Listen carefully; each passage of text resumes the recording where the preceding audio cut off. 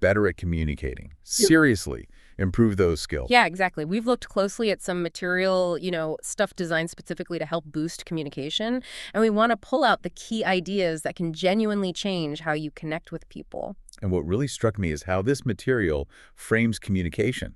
It's not just like a useful skill, it's positioned as the absolute foundation for success in, well, pretty much all relationships, personal, professional, everything. Totally. It's the glue. So our mission here in this deep dive is to really boil down the most practical, impactful bits from this source so you can walk away and hopefully start communicating a bit better, like right away. Sounds good. Where do we start? Well, the source really hammers home one starting point above all else. Let me guess. Listening. You got it. Yes. Active listening. It stresses that the best communicators, they're not just good talkers, they are masters of listening actively. And active listening isn't just, being quiet. Right. It breaks it down. It's about things like actually maintaining eye contact. Yeah, showing you're present. Yeah. And giving little signals, like nodding. Or even just saying, uh-huh, or okay, I see. Verbal cues. Lets the other person know you're tracking with them. And crucially, resisting that urge. We all have it, to interrupt. Or just planning your response while they're still talking. Guilty as charged sometimes. Me too. But the goal here, according to the source, is genuine understanding.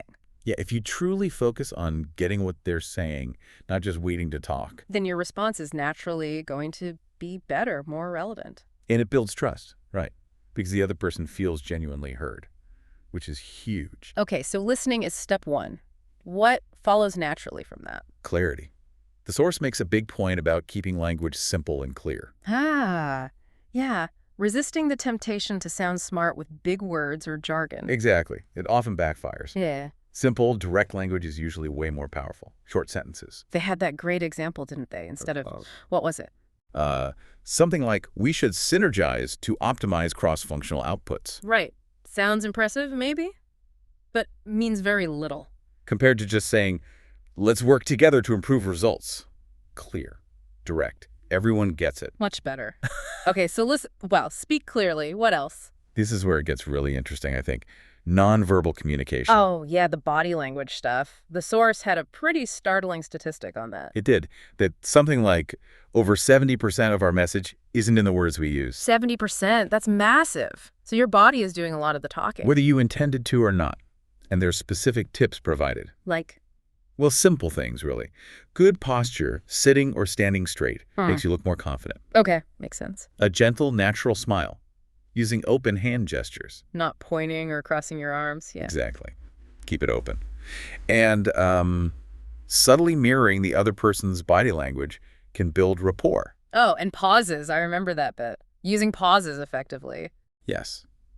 Don't be afraid of silence. A pause can give your words weight. Makes you seem more considered. Less rushing. Fewer ums and uhs, perhaps. Potentially, yeah. Yeah. It's just confidence. They suggest maybe trying to speak just a tad slower than you normally might. Interesting.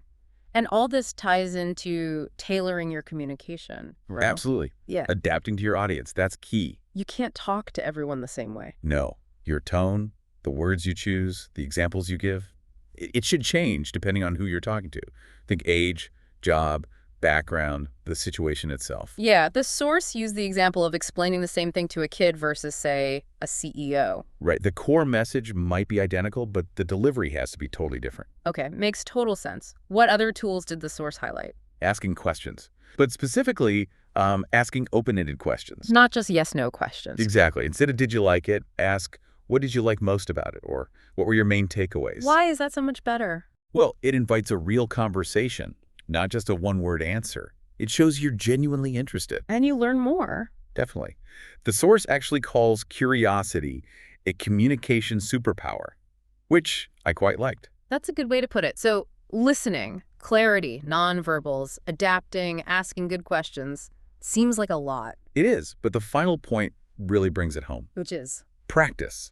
None of this is about innate talent. Communication is a skill. Or a set of skills. And like any skill, you get better by doing it deliberately. Precisely.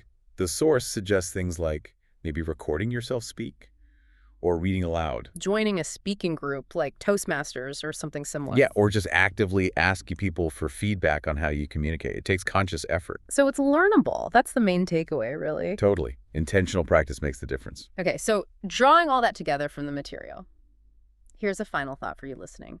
What if, just this week, you picked one thing? Just one. Like maybe focusing just on those active listening cues, the nodding, the uh-huh. Or perhaps challenging yourself to ask one open-ended question when you normally wouldn't. See what happens. Yeah, just observe the impact of that single small change on your conversations this week. Could be interesting.